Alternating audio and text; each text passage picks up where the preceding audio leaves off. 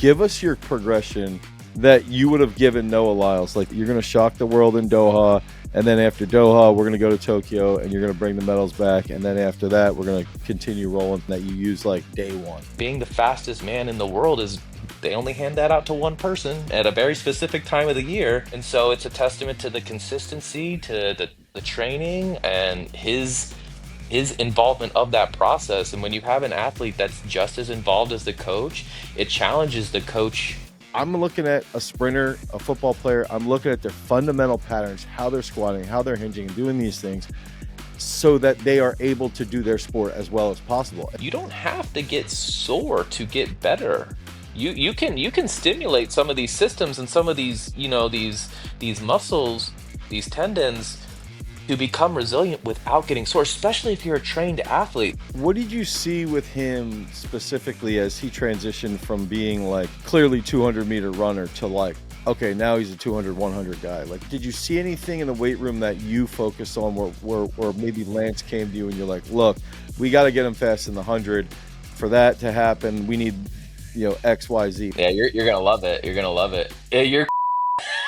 We're going to go over the strength training for the world's fastest man, Noah Lyles, and we're going to start right now. We had the privilege to sit down with one of Noah Lyles' strength coaches, Steven Cerenzio. So Steven has worked with Noah Lyles, and we went through everything that he did developing Noah Lyles right out of high school. So you're going to get to see, what do they do with teaching progressions around the cleans, around different lifts? They do Olympic lifts, and how they use those Olympic lifts, even aspects around the tightness of sprinters and whether or not they should do full range of motion lifts or should they be doing more partial range of motion lifts. And then the splits, how they balance training for speed, being out on the track, working with biomechanists and everything along those lines, and then what they're doing inside the gym to try and balance that resilience so that they can get faster and faster and faster. And so if you want to get faster, first comment down below. Let us know other topics, other individuals you'd like to have us talk to. And this podcast is perfectly built for you to develop your speed. Coach Cerenzio, I wanted to ask you, if somebody walks into the gym, and they're an athlete that they want to work on speed. So let's pretend you've worked with NFL athletes in the past. So let's pretend that this is a high school kid that's coming into your gym or coming in and they're hitting you up and they want to train. How are you going about analyzing that specific athlete and looking at them? It's day one and you've got 12 months to develop them to become like that blue chip D1 type recruit. Walk us through like that first session. The first session's like it's almost like a trap where you are constantly evaluating them, but you try to not let them know. So like you've got to check your fundamental patterns and you're probing them at the same time on like what are their goals and how serious they are. How much do they know about the goal that they're trying to achieve, right? So I try to not let too much on because if they know it's coming, they're going to be on their best behavior. And I want to know what's real. Like, show me what your squat really looks like. Don't let me lead you into it. And then as the relationship develops, as the training goes on, I'm going to refine some of those patterns, right? So, depending on the type of athlete and how new they are, some of them are bigger, smaller, faster, slower, and you're trying to figure out how are we trying to move the needle to make you better? Because like if you're a wide receiver and you get slower, you're I don't care what your back squat is at that point. We didn't get our job accomplished, and then so you try and evaluate like what does that athlete need? And I'm sure everyone's had athletes on both ends of the spectrum where it's like okay, like he's a freak in the gym, maybe from just a raw strength standpoint, but I need him to fire faster. Like he's producing enough force, but it's not coming out quick enough. So maybe we don't need to worry about the speed, or excuse me, the strength, and we're going to worry about recruitment rate. That's maybe a little bit more end game. I would guess with a high school athlete, like trying to go D1 to your question specifically, um, they have to just get good exposure to general weightlifting, squats, RDLs, bench press. Like we have to, and if you're talking football, they got to be strong, right? So even like axial loading, where you're trying to get their spine stronger, things like that. And I try and be really general with the strength. Because 12 months, like it's not that long. Like it's really not that long to develop an athlete. Now for high school, it is like you got time, but you've got like I need to get stuff done now so they perform good now. But then I also need to have you prepared for when you get to college because a mistake I see a lot of times, and I know we both share this passion just from the cup.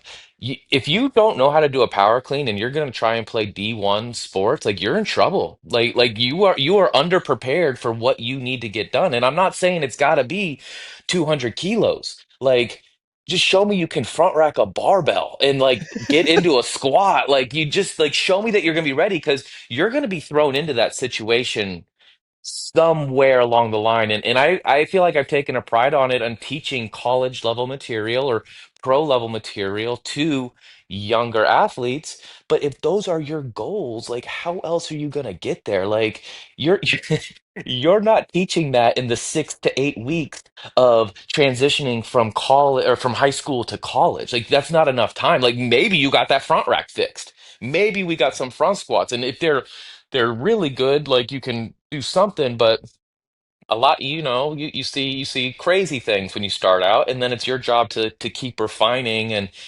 and I don't want them to be weightlifters. I want the attributes that weightlifters have. So I don't give like if you have an hour, I do long sessions. All my athletes know like the warm-up's like 30 minutes. That's if you're doing like an hour session, you don't have a ton of time. So I do like 90-minute sessions and those end up running long. And long story short, I can't I could spend 90 minutes working on the clean. Easy. Everyone's Yeah. done it if you've taught that movement. And then the problem is you've left some other things out. And so you know, I guess it's like minimum effective dose a little bit with cleans and certain movements. And football's tough because they got to go left, right, backwards, rotate, strong, fast. Like they have to be very well rounded. And so I try to not lock in on too much of it. But if you don't do enough, you're not going to get You're what screwed. you need. Yeah. So it's the 12 months is nice, especially if you know you're going to get them. Um, but yeah, it'd be like a movement evaluation. Back to the original question, it'd be like a movement evaluation. I'm checking quality of movement. I'm talking about like how stable are you through the movement? How strong actually are you What in the would those movement? fundamental patterns be? Like what would be like let's say they get through a warm up, would you have them try to clean, try to front squat or back squat? Like what would those specifics be? Squat and hinge. Okay. And depending on the quality of those movements, like if you show me a really solid squat and a really solid hinge, and you know how to front rack a bar, we've got all the pieces for a clean. So it's not gonna be too hard, right? But if your hinge is if you're one of those athletes that's hinging and it kind of looks more like a squat, like we got to fix that. And so one thing that I've switched to recently, and it hurts a little bit, I do a lot more of RDLs with intent as opposed to power cleans because those hits are real. You've heard it. You hear wrists, you hear this and that. So you just pick and choose your battles a little bit. And like I said, so I'm gonna load that squat. I'm gonna load that RDL. Pressing if they show me that they can get their arms over their head with like a neutral spine, like that's cool. I love push press. And all these things can be done in a lot of facets, right? Like you can kind of do these with barbells, dumbbells, trap bars, even. You can somewhat do this on a Smith machine if you really wanted to, but explain to the athlete the difference between a squat and a hinge is that they are not the same. And I try and put them on separate days a lot of times, but if I only got one day, we got to do it at the same time. Okay. Walk us through your coaching career, where you are right now, and then how you got to this point to give the listener context of your career, who you've worked with, who you've helped develop, and what you've done so far. Well, I went to school for this. I have a degree in exercise physiology from UCF. It was awesome. It was back in the day, like must have been, I think it was 2011. And I was really fortunate.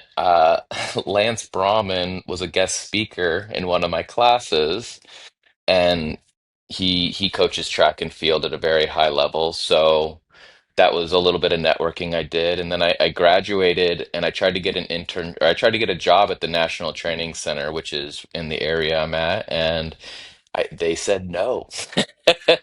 I got denied and I went to a local gym and there's this awesome coach, brilliant man named Chase, and he's working with Tyson Gay at the time. And great sprinter, and I got to observe a lot of great training at a young age. I didn't even know what I was seeing at the time, and I wish I could go back and see it all again because, your exposure to certain things is so important to your development. So, anyways, I got locked in at a gym that was doing a lot of athletes, and I'm here in Claremont, Florida, which I'm sure AI would tell me I'm wrong, but I feel like we have one of the highest concentrations of professional athletes like in the country, if not the world.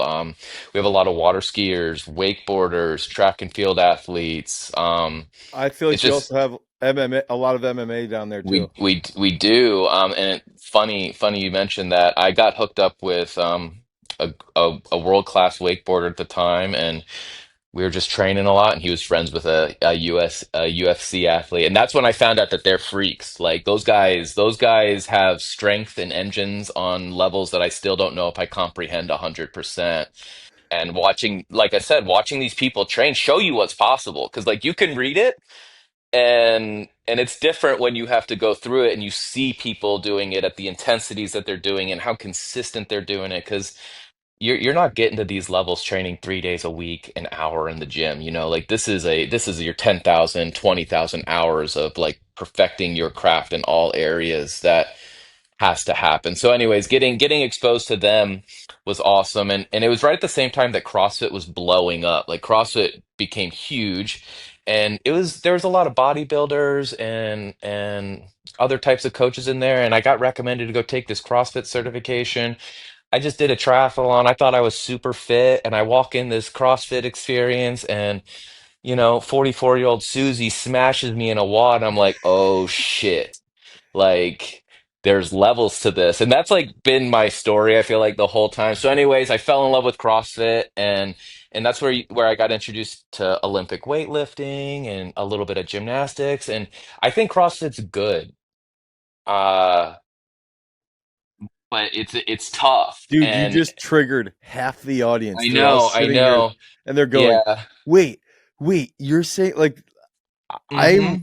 I'm in agreement in the sense of like, dude, it's look at it as a sport. Look at CrossFit as a sport and what it's done and Yeah. how it's developed and how it's brought a lot of normal people together to exercise.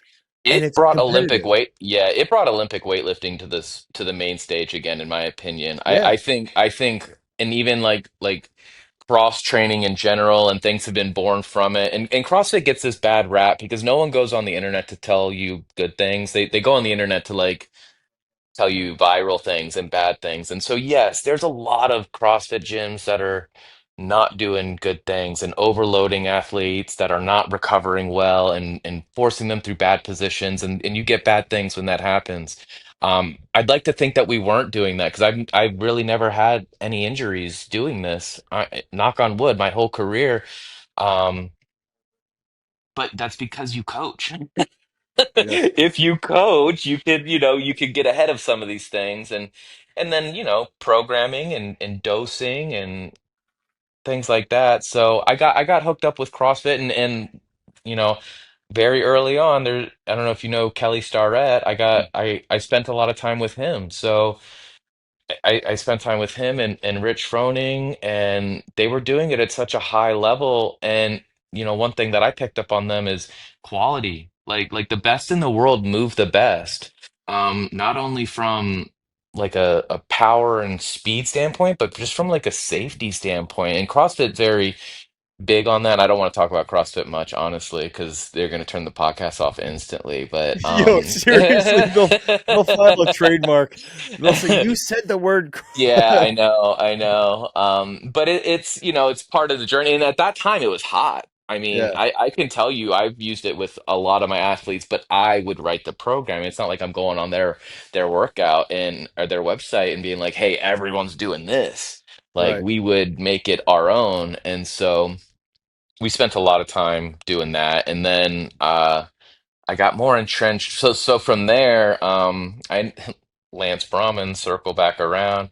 He came in and took one of my classes, and we were teaching Olympic lifts, and it's very rare. Not as much now, but still to this day, not a lot of people teach Olympic lifts. And so he was looking for a strength coach to help him in the gym, like just assist and teach the lifts and just have an extra set of eyeballs in there. And we were teaching the Olympic lifts, and we've had really good results. And so I did a lot of that for almost 10 years. A lot of athletes came through the program, and we used Olympic weightlifting, plyometrics, even some of the conditioning methods. Like, let's say you've got an athlete that can't do some conditioning, you can make it an EMOM, you can make it an AMRAP, get a little, foundational work if someone's not able to train, as long as you're smart about it. And then so anyways, the last year or so, I traveled privately with the NFL and did the same thing more or less, but just on a smaller scale. So when I was with the track, we had like 15, 20 athletes at a time. And now, you cut that down to one, so you can hyper focus on like one or two athletes, and you're in different hotel gyms, you're in different fields, facilities, you're all over the place. So you just got to kind of make it happen. And that it was awesome. And I love football, love sports.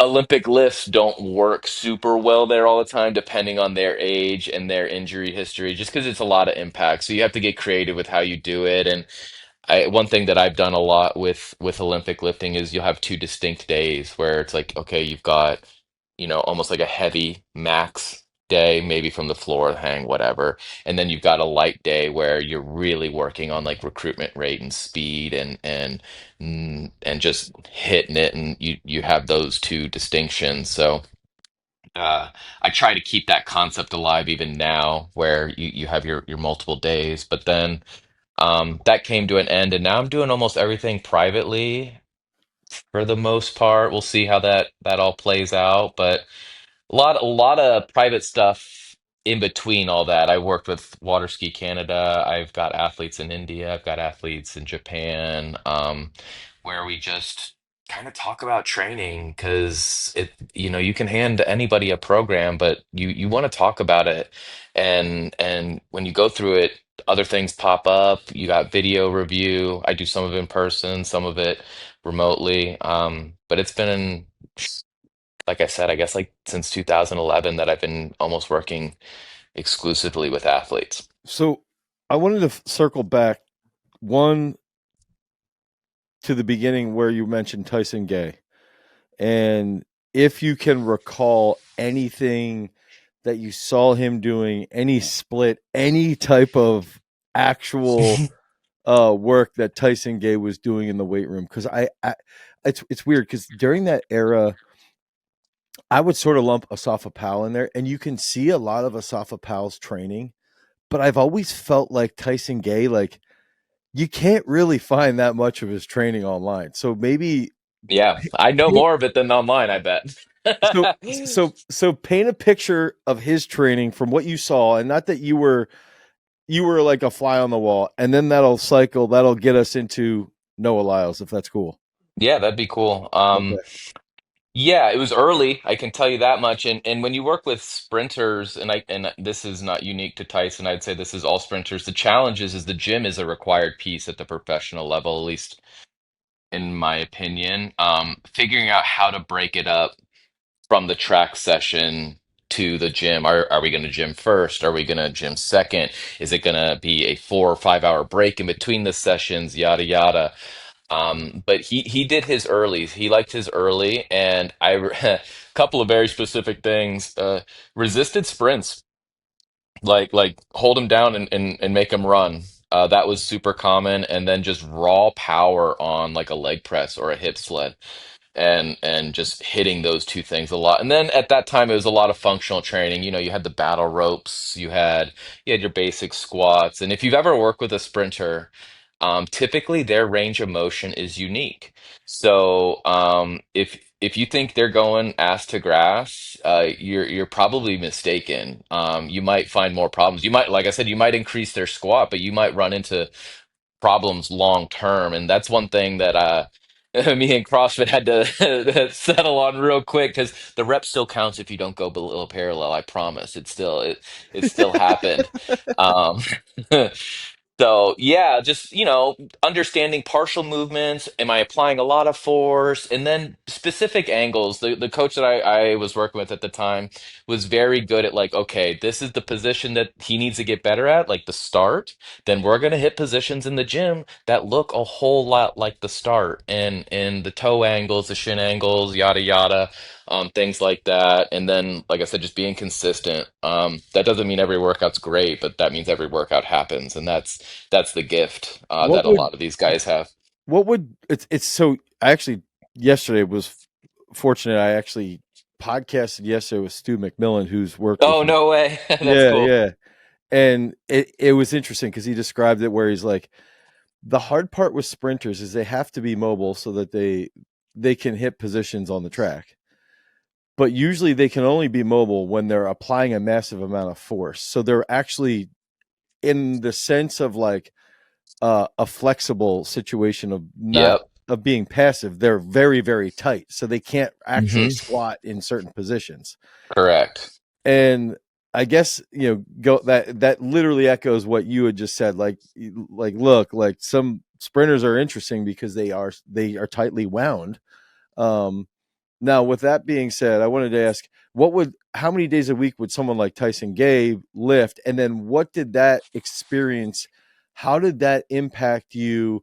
And then maybe answer the question around like how many days a week would he maybe be in the gym, Tyson Gay, and then how would that impact you in what you ended up doing, and then segue us into your experience with Lyles.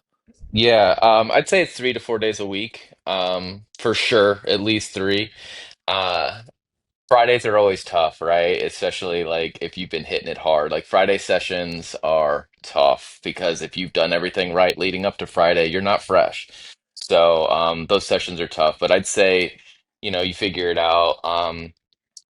Back to the real quick before I just forget about it, and this goes into to Lyle's and your point on being stiff but flexible. I really believe in, and I spoke with Noah about this many times.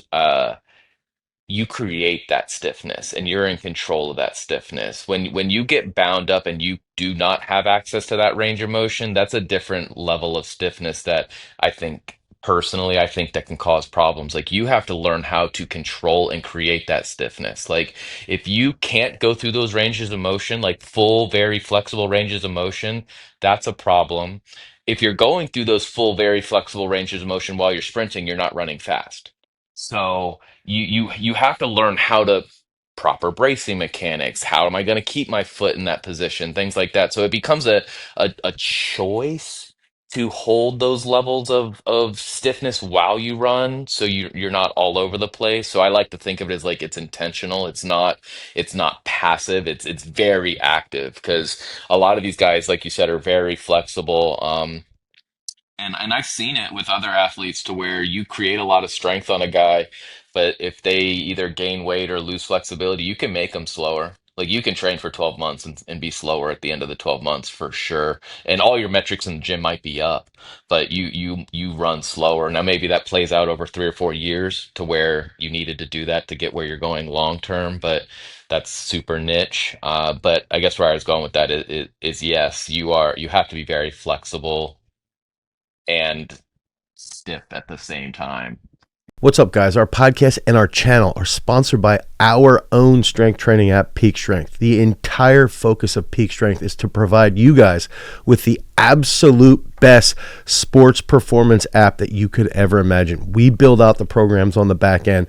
We take in all of these different decisions that we learned here on site at Garage Strength so that we can then apply it to you so you can improve your training. So if you guys want to improve your overall sports performance, head over to peakstrength.app, the Google Play Store or the Apple iOS Store. Download Peak Strength. You'll get a free week of training, and then you can start getting on those gains, get those reps done so that you can become a champion. Now, let's get back to the video.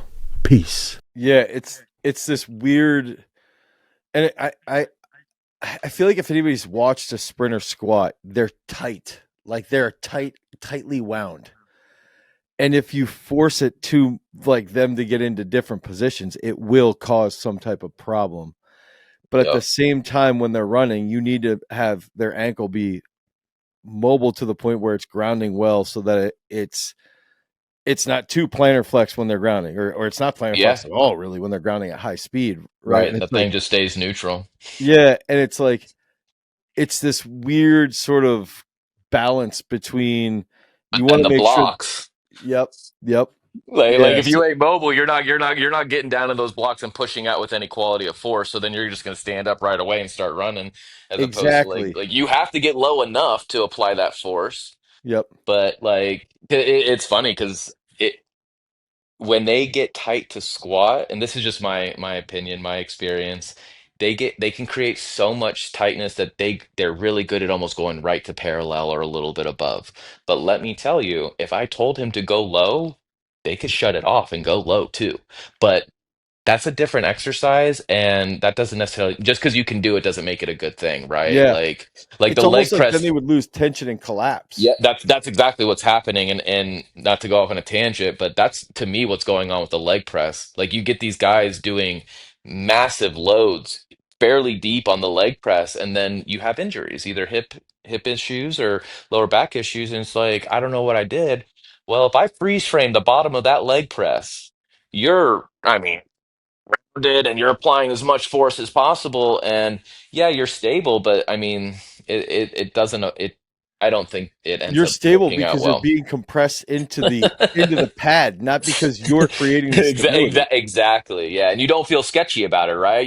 Right. You see the guys, they just lower it and just boom boom, Mhm. and I think that's a great accessory piece, but I don't think you can build a house on a movement pattern like that. Like I just think the squat is the best thing to be working on for everybody. You can Well, always be working on it. so walk us through your experience with Noah, and like when you guys started working together, when you guys ended, but then I don't really care as much after you ended. I want to know like what you did with him.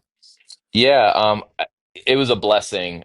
He missed the Olympics in 2016 by like a hair, and he was in high school at the time, and he was kind of forced with choosing to go to a college and run at college, or he was offered a contract to run pro.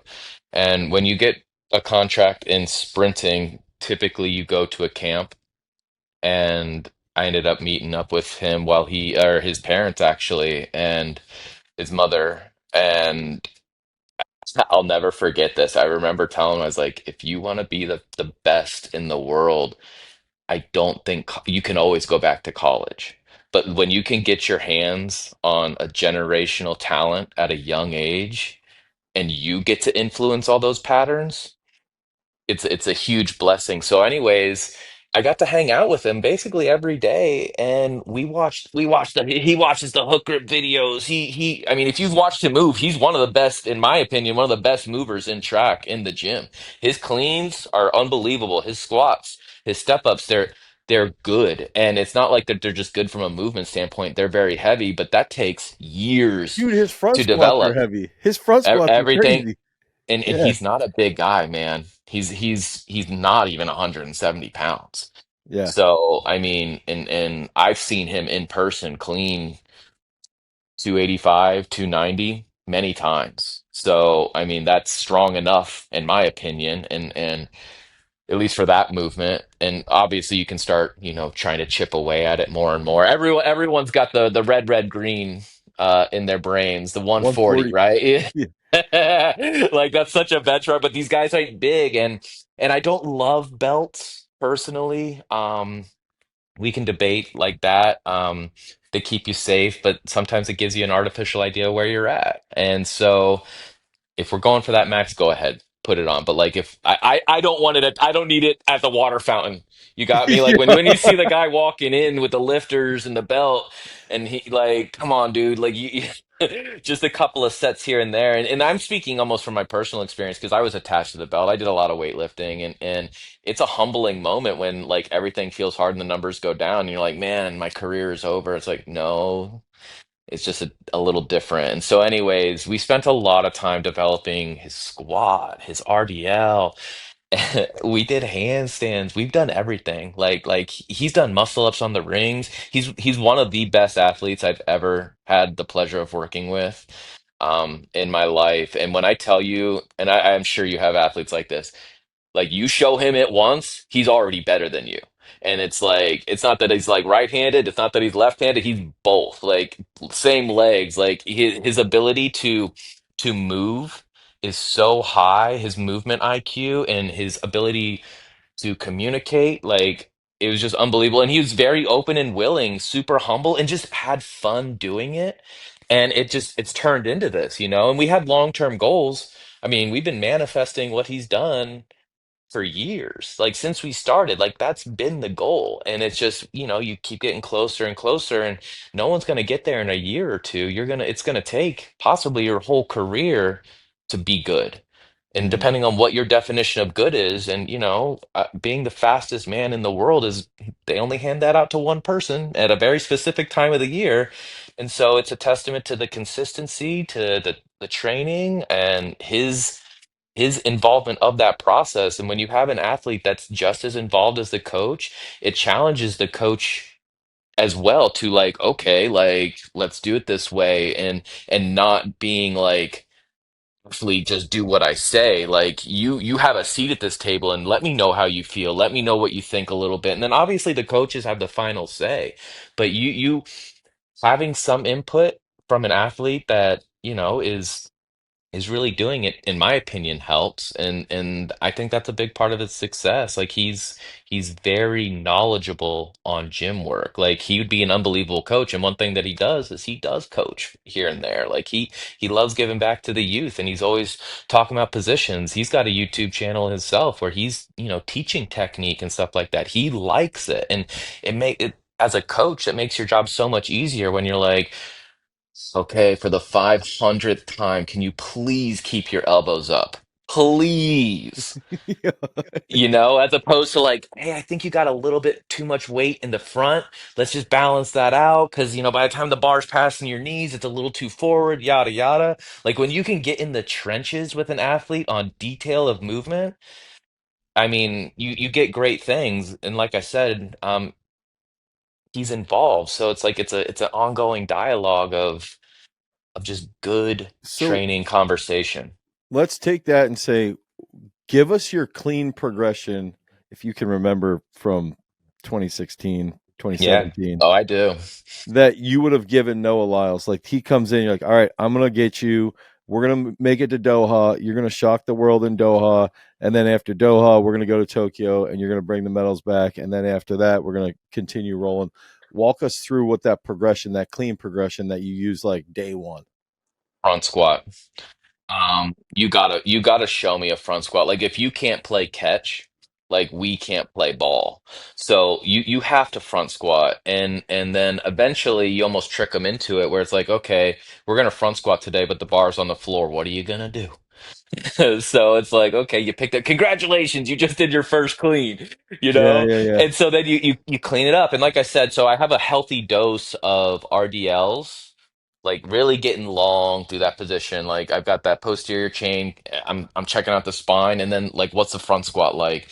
And so once it's like, okay, the front squat looks good, the RDL looks good. Um, now it's a debate. I like to go squat clean actually early if the athlete's okay with it, because there's just something almost intuitive about catching the bar that way versus you get the stiff starfish clean right off the bat, especially when you got someone that's very strong and good at getting stiff. So and you have the distinctions, and you're always layering it on, but we've worked on snatch. We've done a lot of different complexes. So to answer your question, it's initially front squat and RDL, and then at some point you're going to load in the catch, and then once you get there, then you can get kind of like saucy with above the knee, below the knee, at the hip, all these different positions to like work on the hang because I like the hang personally if I'm working with an athlete. Sometimes the floor is a bit tricky. I don't avoid it, but like I'm not gonna go all in on the floor. Obviously you can do more weight from there, but uh the hang to me is such a good, easy way to build them in and you can kind of teach them along the way and it's almost informal, but at some point you have to teach them how to make contact, right? Because you got to pop the bar off your legs, man, whatever you want to call it. And so, like once they start front squat and RDLing, and we're training, most of the time they're way out in front. So then you got to teach them how to like kind of make contact, and then. And anyone that's ever coached this, you have to talk about hook grip at some point. It's funny enough that I got the cup, right? Yeah, Like yeah, your yeah. grip on the bar is very important. And if you go death grip on that bar, that front rack's not going to get expressed correctly. And elbows are down, you're holding the weight in a bad position. So I like to have, like I said, the heavy, clean day, maybe even from the floor, so we can talk about it from that point of view, and then we'll do it from the hang where it's light, where we're maybe just working on getting good contact and a fast catch. Um, and then the squat, not that I don't want the squat clean. Like I don't. I want them to catch the bar well. So at some point I tell them it's a squat clean, but I mean. The Olympic weightlifters are like, that's not a squat clean, because like it wasn't super low. I don't care. Right. He's absorbing the force because I can't have him get stiff at the hips and jam it all in the knees because we're gonna have problems real soon with that as well. So there's a lot that goes into it, but hinge catch, how you grip it, contact.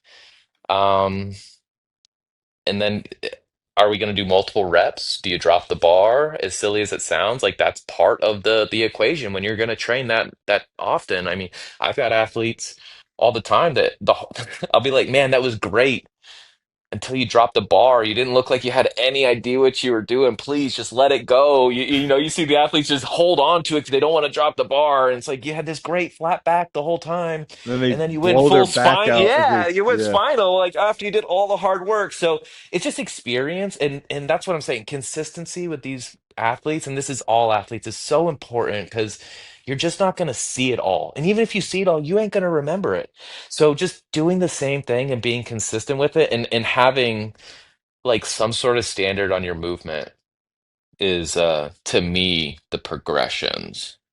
What would you say was with Noah was like I want to get into like maybe his split in the off season versus when he would be traveling. What would that look like for training purposes there?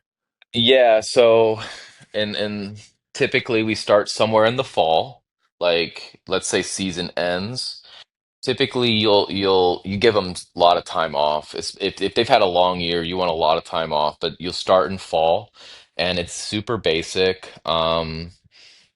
A lot of grass runs, just building your endurance, just getting back into it, and then high rep general movements.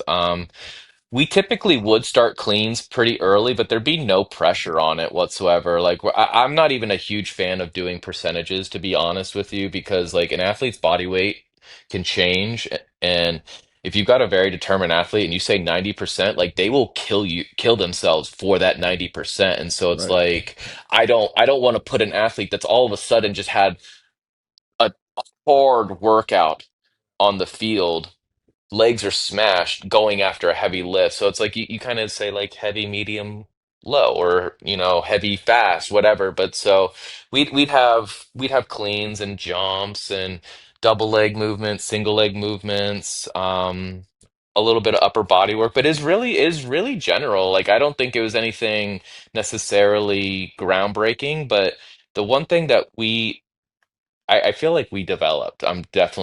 We definitely didn't develop it, but I feel like we developed it. Nothing's original, right? But we train the nervous system and we train kind of the muscular system or endurance. And so Mondays and Thursdays, you're training the nervous system, like recruitment, high speed, that can be heavy, that can be light, but it's more of a neurological workout. And then we try, I mean, from what I know, the science says you need 72 hours before you train it again optimally.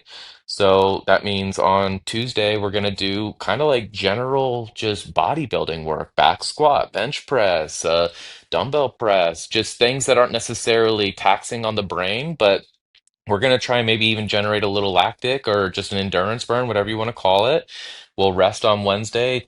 That can, sometimes be like a bike or a core workout or physical therapy. We've done pool. We've gone a lot of different ways with that type of workout. And then on Thursday, we're back at it with the nervous system. And then Friday is a lot of times it's bodybuilding, but it ends up being posterior chain because if you're going to work with sprinters, like if you blow their hamstrings out on early in the week, like you're doing them a disservice and possibly like putting them at risk, right? So one of our favorite exercise, we went viral for this, and it was a video of Noah. We were doing Nordic curls, and it's a pretty, viral movement, but he's banging them out. Banging them out. But let me tell you, that is only happening when we're resting the next day. Okay. Just because I mean from a risk or a performance standpoint, like you don't want to put the athlete in a bad spot. And that's what I was referring to with the percentages even is like, man, if he goes and runs and he feels like shit, there might be a reason. You might have made that happen. It may Yeah. not just be he was, up late and had a bad day. Like a lot of this stuff you can trace it back pretty easily. So just making sure you're doing them right. And Lance is awesome. He's, in my opinion, he's like the best mind in track and maybe from like a street smart, just because he's been doing it for so long at such a high level.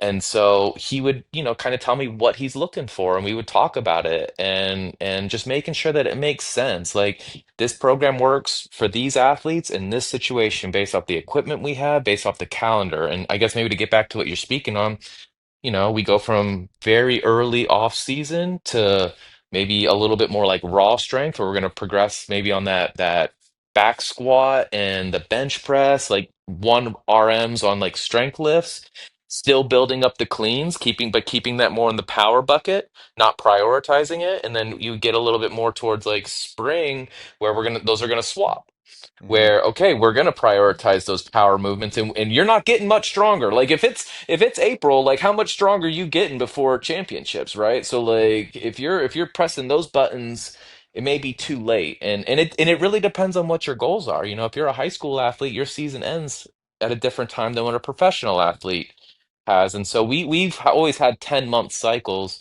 And so, like I said, the speed and the power, or the strength and the power cross at some point, and then it will almost cross from power to speed, right? Where the strength work can almost become what power is, and then the speed is like, okay, light and fast. And typically we're peeling back volume at the same time because the track work's getting faster. So like like as much as I love the gym, that's not what they're there to do. They're Right. there to run fast. So like I have to put them in a position to run fast. The gym always is a supplement to what they're doing. All athletes. What did you see with him specifically as he transitioned from being like a 200, clearly 200-meter runner to like, okay, now he's a 200, 100 guy? Like, what did you see anything in the weight room that you focused on where maybe Lance came to you and you're like, look, we got to get him fast in the 100. For that to happen, we need, X, Y, Z. Was there anything specifically that you were like, Absolutely. all right, let's get Yeah. it clean up Yeah, with you're front gonna love level? it. You're gonna love it. Yeah, you're clean. Like, I mean, at some point, like, especially if like if technically everything is good, your box squat better be going up. Your power clean better be going up. Your trap bar better be going up. Deadlift or squat, or yeah, sometimes we split it, bands, but like those big power metrics better be going up. And they were obviously going up early on in his career, but like to transition from 100 to 200, if you've ever watched him run, he's really good at the end of the race. And so where we had to focus on was, okay, we're going to hit those blocks hard. And when I say hit those blocks hard, like that's a quarter squat, that's a box squat, that's a heavy clean. We're looking at positions of accelerating something from 0 to 100 as opposed to something that's already moving and trying to get it to cycle faster. So yeah, those metrics had to go up, and even his body weight like had to go up. He just had to get stronger. When I met him, he might have been 155 pounds, maybe. That's crazy. Crazy. And and he'll never forget it. I'll never forget it. Like, and maybe it's my fault because I teach the squat clean a little bit, but like it's a good thing. I remember the first time he cleaned 100 kilos, that shit buried him, and I love him, but best athlete ever. But like they buried him, and all of a sudden went like we were speaking on with getting stiff. That doesn't bury him no more. He'll Yeah, yeah, cycle it. yeah. And what does that mean? He's more he's able to create more force and he's able to get stiffer. So check the box on like those would be attributes that I would expect my best sprinters or my most powerful sprinters to have. And so it takes time to transition for sure, but his it was such a natural progression when you're like, man, you are the best at running the 200 and you see the front has like a weak not a weakness, but like that's where the lowest hanging fruit is. That's Jim. That's Yeah. Jim. And Lance, Lance is so funny. He's like, we're getting nasty in the gym this year. Yep. Yep, you're right. And that, like I said, that's sometimes, and I don't want to say like letting form go, but like sometimes you gotta just black out and get things done when you're talking about that level of strength. Because if you have a very technical athlete, sometimes they might have a hard time going all out because they are going to be concerned about, well, how was my form? So like sometimes Yeah, it's like, they're so concerned with movement quality, which is great, as you've mentioned, but at the same time, there's a point of just rip the yeah, shit out of the yeah, bar. 100% grip and rip, baby. Yeah, yeah. And You so yeah, like it was a very easy transition. so you mentioned his body weight, and you talked about, him, maybe he's 170 now. You got him around 70 kilos, or maybe even lighter than that. Did you ever have metrics like, we need this pound for pound equivalent for him to go, his clean his clean pound for pound needs to stay here, or his squat needs to stay here, or his, at least from a body weight ratio? Did you ever use numbers like that for him, as far as what he would then be able to exhibit on the track? Yes. And like I said, we kind of had two different distinctions on that. Like you have the top end number, right? Like what can I do? And then what can I do very fast? And so one of our favorite things we would do like right before like we knew he was going to run fast when all of a sudden like 60 kilos just is flying. You know, you can hear it. Like we were very fortunate to have like the Alico bars in the gym, right? And you can hear when that bar is moving well. You can see when the athlete isn't even phased by the actual like bracing of absorbing the bar. And so 60 kilos to even like 80 kilos, like when that was just like butter, that was always a good sign because that would be more almost like a not a pre-meet, but kind of a pre-meet or just a like building into a race. And then, but that would be much later, like when we're gonna race. Some of the metrics though, and I laugh about it because like double reds is like on a pedestal at the National Training Center, and it's like when that starts like becoming easy, we knew that he was like making those big leaps. Because and I don't really care who you are, 120 kilos is a lot of weight, Yep. especially to catch and be technical with. And so like when he was whipping those we're like, okay, like we're good. So, and it's progressed past that now, right? Like that's almost the standard. And then it's like, okay, do we get a couple of shots? Are we even gonna sniff, 140 kilos? Are we even pulling on it? Because like that's one thing we've done a lot as well is like high pulls or just like even just not regular pulls. And can I accelerate that bar? Can I make it weightless for a split second? And the higher those numbers get, like that's obviously a great sign. But I go back to the lighter weights. Like when that thing is just flying, when it pops off your legs and you just see how well it's cycling for a couple of reps, you just know that you're in a good spot. And so, like, we had those two distinctions, and it was the clean. Okay. Would you ever do that with a front squat or a back squat, or no? Mainly just a clean. Um, Maybe more like a pin squat or a box squat. Okay. The sometimes the nervous, like you get a little nervous as a coach with the back squat because it's all good until it's not. And if all of a sudden, and I'd rather an athlete err on like a man, coach, did I not go low enough? As opposed to, man, that buried you. wow, you got the heaviest amount on your back. And then 2 days later, like, man, my back's a little stiff. I'm like, I don't know what happened. You know what happened.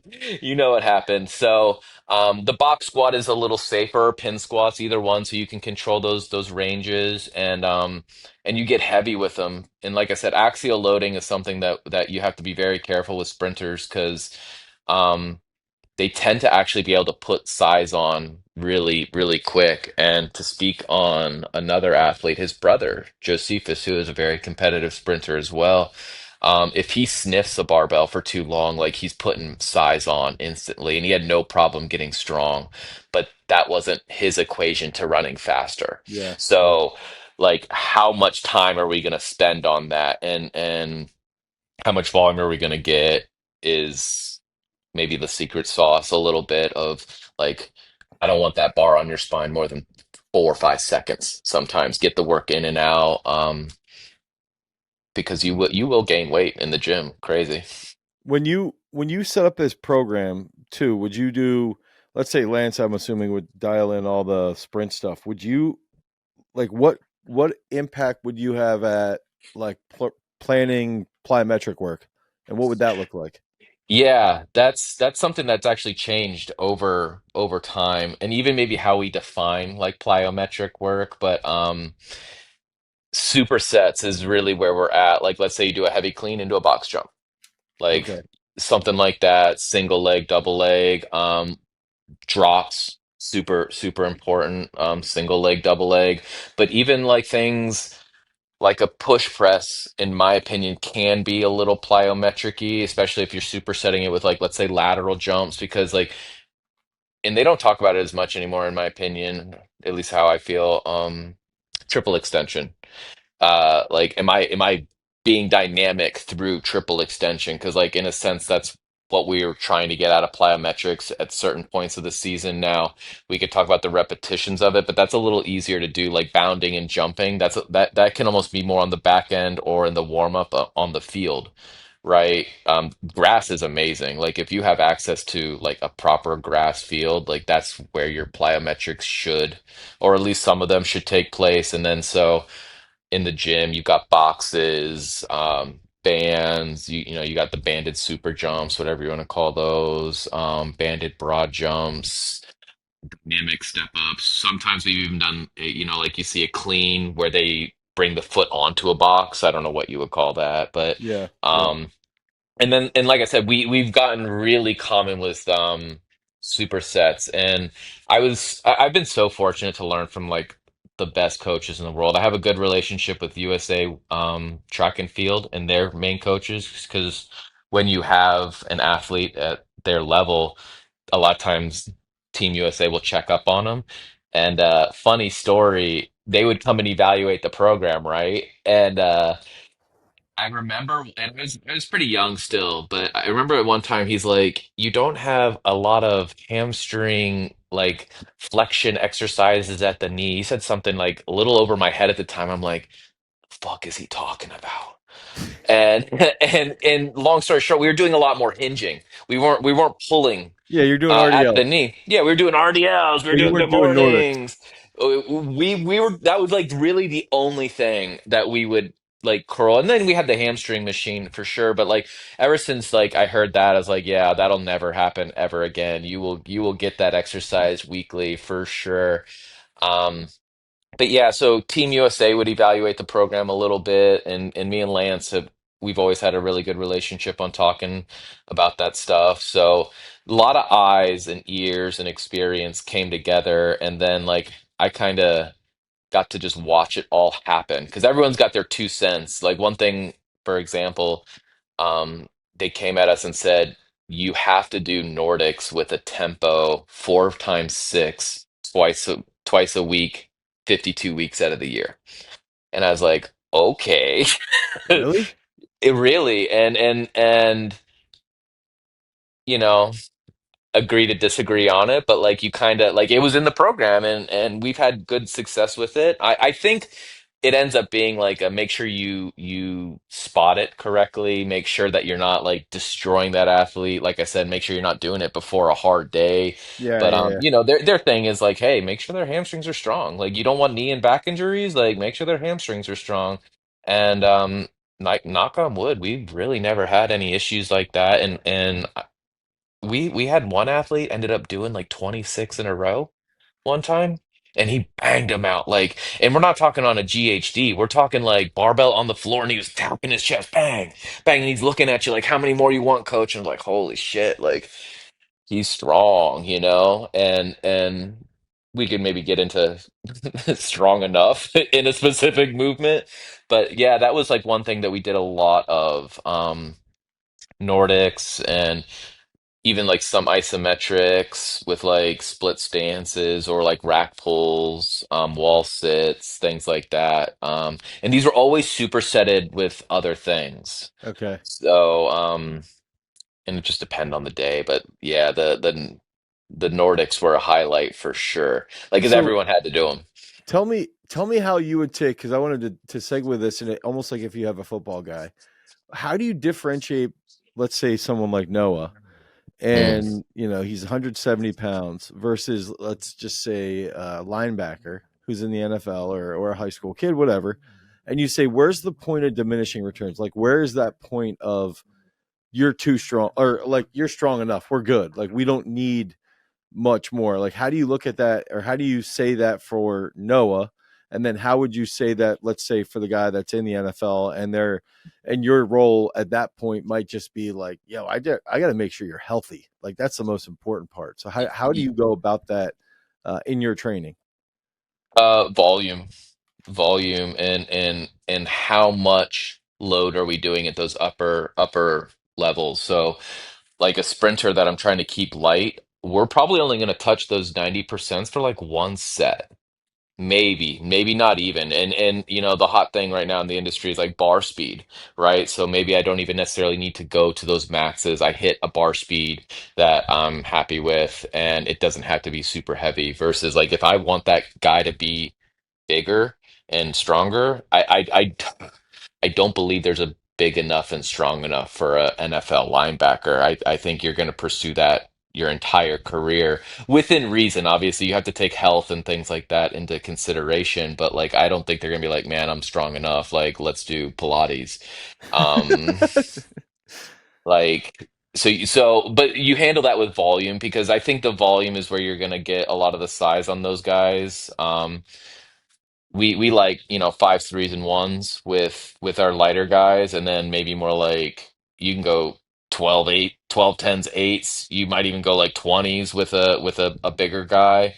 Um, but volume would be my answer for that. I haven't gotten to work with anyone like that. I've done more like wide receivers and like running backs and things like that. So they have to do kind of what the track athletes do, but then just a little bit more volume because they do need that strength, and then they have to rotate. They have a couple of extra things they got to worry about, right? Like more lateral movement, more rotation.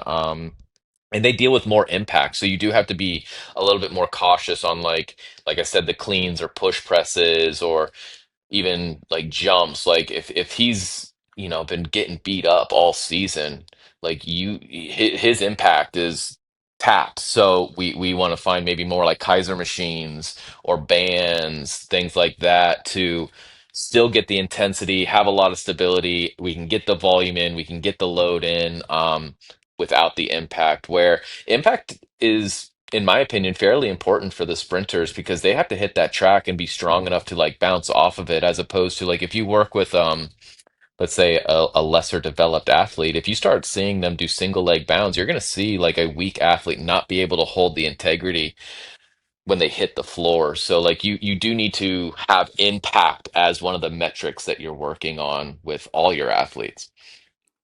So do you measure something like that, or you take note of it, or is it more of like just a session per session looking at how well someone's landing on like bounds and stuff like that? Yeah, it depends on the time of the year, and it depends on like what's coming up next, and then you sprinkle it in. I love some of that stuff for warm-ups in the gym. Like I've been doing a lot of like single leg drops, and obviously as the athlete progresses, because you just don't you can't spend so much time on it. So, 2 or 3 sets of a single leg drop, even from a low box, in my opinion, can be enough to prepare that athlete for, let's say, cleans, to make sure that that nervous system's like ready for impact, as opposed to, hey coach, we're just throwing weight on the bar and we're going to start. Like there's ways to do it, and it depends on how much they're jumping as well. Are they dealing with anything in the back? Are they dealing with anything in the knee? um but it's super unique to those athletes specifically, because when we would have 20 of them at a time, some of them are a little younger and a little youthful and have no injuries, and then some of them are a little bit more banged up and they can be more sensitive. So you pick and choose your battles. Like if you know it's a trigger, like maybe avoid it. Um, but if the movement quality is high, like I don't think it's ever a bad thing to be working on how are we going to absorb force. Right. Okay. I got a question here. I wanted to backtrack because I forgot I wanted to ask you this. Did you ever measure or have like data on Noah and his vertical jump and his vertical jump relative to his start? Not specific, not the metrics that like the science guys would love, but like I mean he had a 60-inch box jump plus. Okay. The metric for him and a lot of our guys was, like I said, barbell. Like, are you getting stronger? Because the beautiful thing about sprinting, and I would recommend to almost any athlete. I don't care if you're a field sport athlete or not. Sprinting is crucial to developing any athlete. And so if you're getting a healthy dose of, like, let's say sprinting or jumping, like those would be maybe the metrics that'd be how I would track it. So if the athlete's getting stronger, or if he's getting faster, that like he's developing the right way. You don't just magically get faster, especially like once you've already trained it a little bit. But yeah, like the start, and you have like on the track, they monitor everything. Like, well, start, reaction time, 10, 20, 30, like every single metric you could possibly manage. And they're very consistent with it from year to year. So it's like, okay, we know that, let's say a flying 10 in May from multiple years, and they've had Ralph Mann come through multiple Hmm. times, and he's got a couple of specific metrics that he looks at. So the metrics were more taken on the track specifically, and then the gym kind of became a supplement to what was going on the track. But we were just trying to get stronger in there. Now, if you're not a track athlete, that would be a different scenario, right? Like if I've got a football guy, like I might be checking your jump, or even like how high are we dealing with a drop, a landing, things like that. I really don't love the cleans with football, with smaller football athletes, unless they're like very developed, just because they take so much hits. But we are tracking everything a little bit, but not nothing, not like it was a point 0.8 on his back squat speed or something like that. Yeah, yeah, yeah. Okay. If you had, with football guys, like how often a week, if they're lifting, let's say 3 days a week, how many days a week would you recommend doing jumps or doing sprints? Ooh, 3 days. At least twice. I'd like to say three. And the big thing right now, because there's so much you can get done on the fields. Because like deceleration is such a big component to sports, not as much in track. I think deceleration helps keep them healthy, dealing with like the length of the season. But like if you're talking like a football athlete, I was really fortunate. I spent a little bit of time with Les Spellman, and he had such a great system.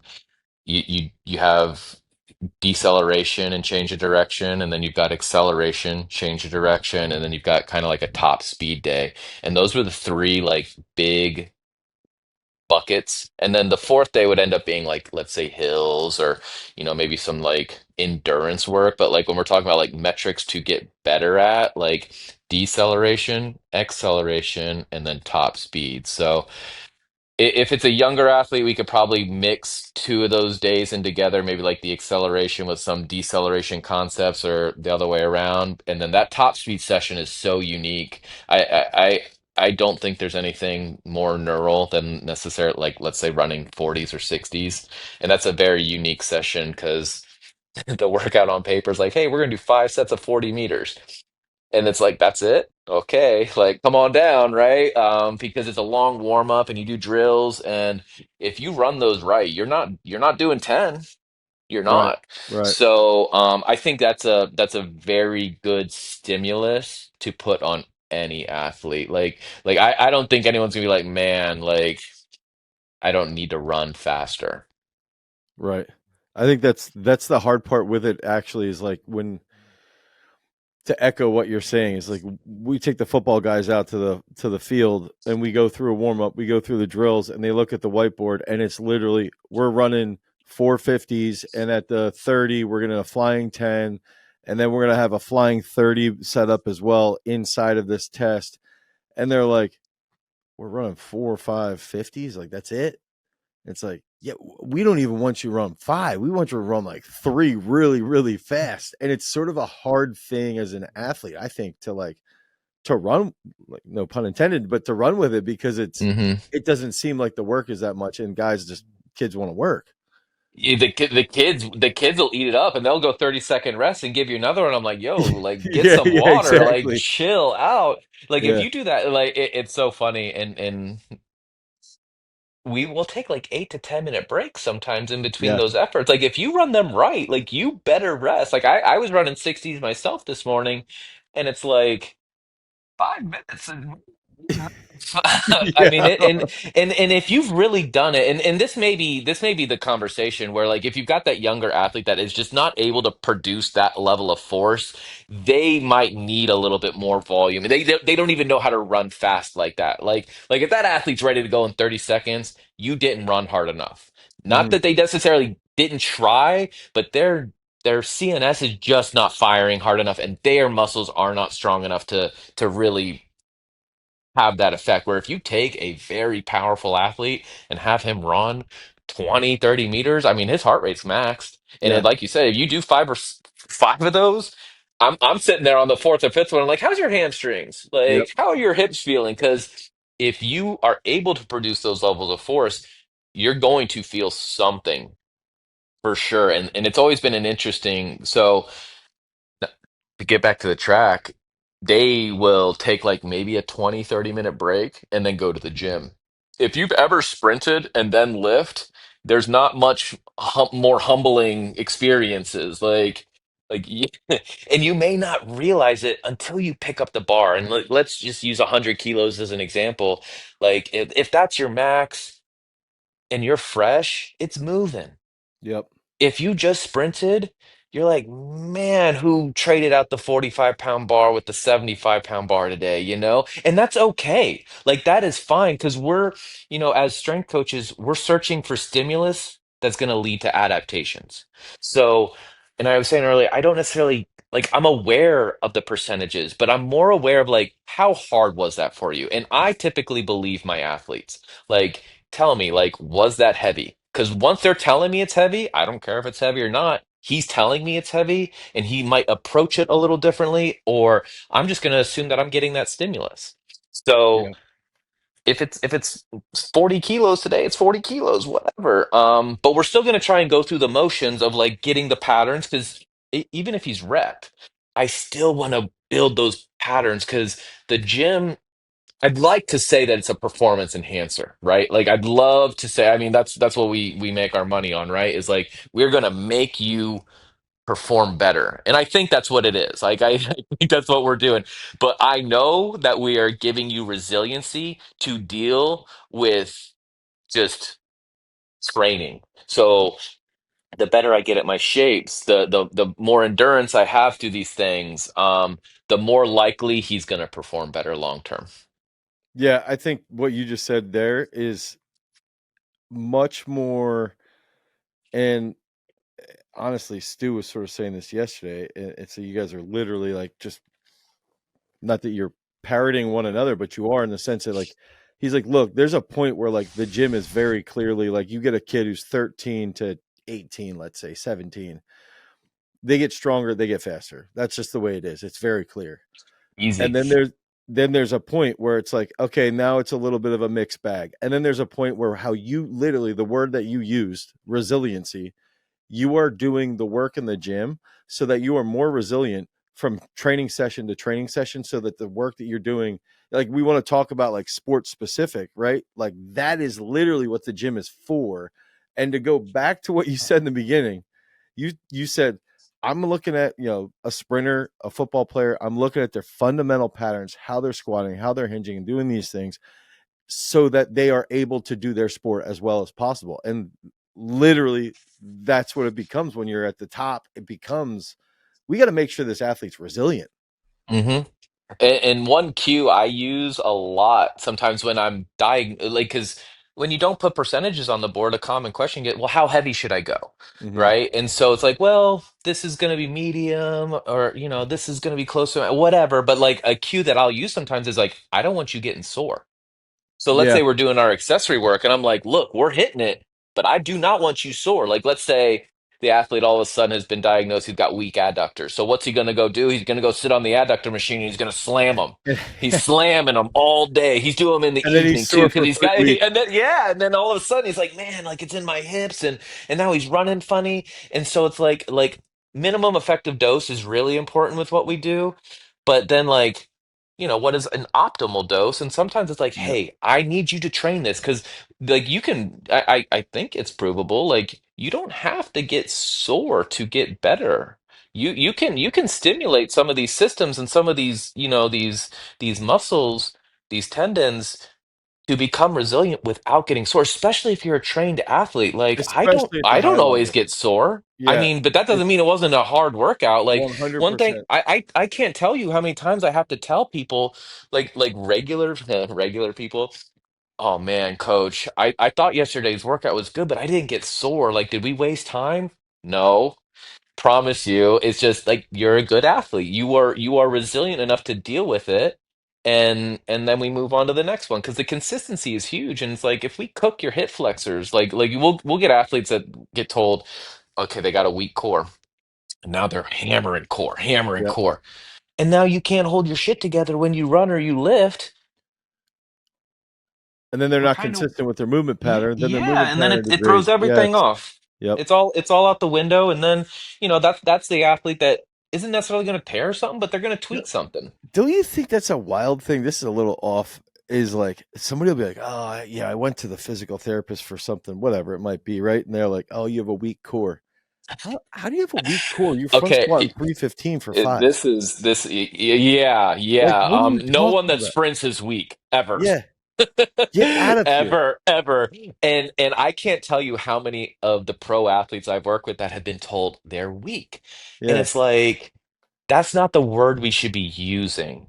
I, yeah, I don't know what the word is, but yeah, like they're not weak. Like he's cleaning double body weight, dude. Like yeah. Like, tell he your he doctor he's an idiot. Actually, yeah, one thing that I got to do about a year ago is I spent some time at West Side Barbell, and they're strong. Those are some strong boys over there, and they do a lot of what they call like top, I can't think of the metric, the term he was using. Um, it's basically imbalances, meaning like, okay, like let's do a Nordic curl, and they have like some tech where you can like lock in and you can see how hard each hamstring is going, or a force plate, right? Like force plates. yeah, And so like it's more important to make sure that both legs are doing the same thing than it is what the overall metric we're looking at. Like if we're doing Nordics and I can see that he's pulling exclusively through his left leg and that right leg is basically off, or if we're squatting and he kind of is swerving a little bit, like those are the things that we have to try to correct.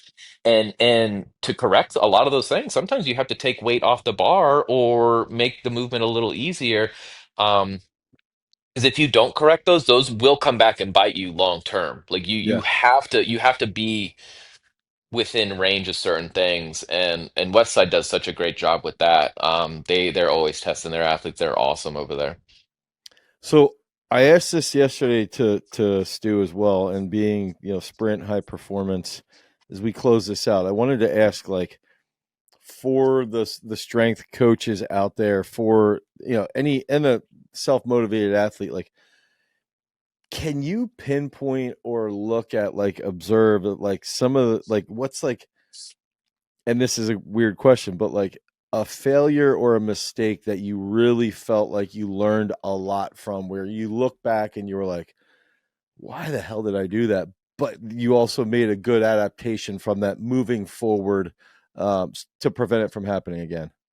Yeah, and we're gonna go right back to the beginning of the conversation, and I'm gonna throw CrossFit under the bus now. Um, here, I'm making it all, it's full circle, right? Depth on squats. Like I really think that's where you can get in a lot of trouble. Now, I also think when you're dealing with a very flexible, not strong kid, to your point, I can have him bottom out. And it's not the end of the world. And maybe I could argue that that's a good thing at that place in his career, right? Like, big, strong, full ranges of motion. But like once we've moved forward and there's maybe more muscle mass and more training on the athlete, controlling your squat is so vital. Like I can't, I'm sure you guys are the same. Like you see these athletes lose their hips. Hmm. Like if you can't keep your hips neutral and you can't keep your core neutral, we're probably wasting our time. Now, when that athlete's young, it is what it is, right? Like Yeah. it's almost just part of the game. They're gonna build it out and we're just gonna get stronger. We're gonna kind of correct that as we go. Versus like if I've got an athlete with 200 kilos on his back and he bottoms out and he loses his core, like there's a real risk there. Like Johnny squatting 100 pounds is not in trouble. Like he might think he's in trouble, but like he's not in trouble. But like Structurally, he'll when be fine. he'll be fine, and we'll figure it out. And then we talk about it. It's a learning experience. Yeah. Versus if I've got that athlete that like I don't want to see compromise. I don't want to see all your compensations. And that's like when I deem a max, right? Like when I'm seeing the knees change. Like if I warm up your patterns and you show me something at the empty barbell, you show me at 135, all these lifts, and then something changes, that's your max Hmm. in my opinion. So like once you, like because you showed me you can control your spine, you showed me you can control your range, and like I said, I would rather an athlete err on not going low enough because I still know he did like he still created a ton of force and he pushed it versus man he just went like soft on me, rounded his back. Like I heard one of the knees pop at the same time. Like he twisted a little bit on the way up. Like yeah, he might be a dog because he was tough and he stood it up, but like was it worth it? And that's where I think we get in trouble with squats or even squat cleans because like you'll see athletes and you have some unbelievable weightlifters in your facility, by the way. Like, oh my, I was going through it. Like they hold their form so well and they lift so heavy. Like people need to check that out because it's unbelievable. But it's not the same for an athlete that can like hold brace and get a stretch reflex Right.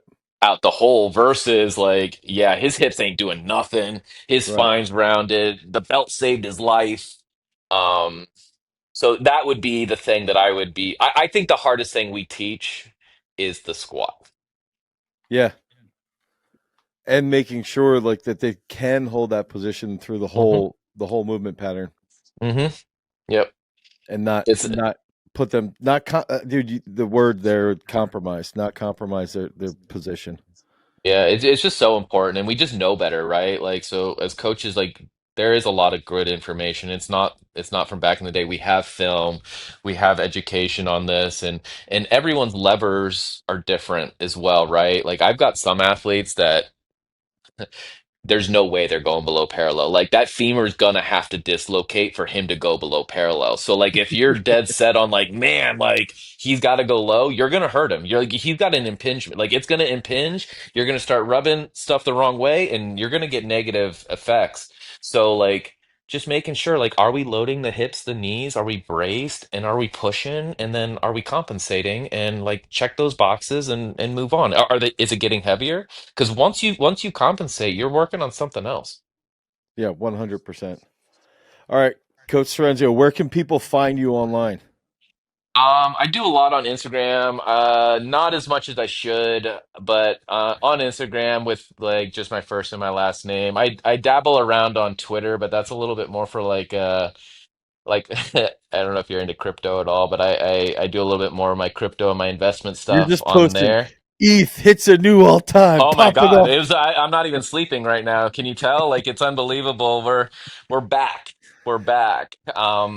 But yeah, I just watched a Raul Paul video with oh Winter's yeah, yeah, never yeah, coming yeah. back. Yeah, Winter's never coming back. This is over. yeah, We've got and full then adoption yeah, from the from Wall Street. until until PPI comes out and it's not the same metric and we dump 3K in the morning and you're like, "Oh my God, it's over." But yeah, But I then most Tom of my Lee goes on CNBC yes. and saves everything.